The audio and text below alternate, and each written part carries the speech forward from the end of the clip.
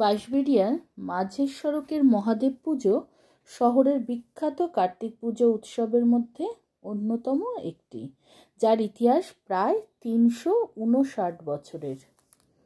বাঁশবেড়িয়া এই যে ৩-৪ দিনের জাঁকজমকপূর্ণ এই কার্তিক পুজো উদযাপনের জন্য কিন্তু বেশ বিখ্যাত, যা ১৬০০ শতকের গোড়ার দিকে পর্তুগিজ যুগে শুরু হয়েছিল, যখন এই অঞ্চলটি প্রাচীন সপ্তগ্রাম বন্দরের অংশ ছিল।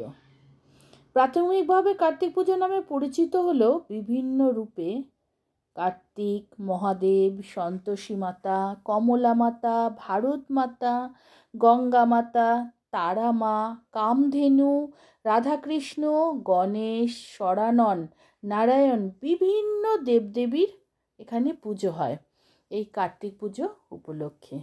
সংক্ষেপে বলতে গেলে মাঝের সড়কের মহাদেব পুজোর সুনির্দিষ্ট ইতিহাস বাঁশবেড়িয়ার কার্তিক পুজো উৎসবের বৃহত্তর।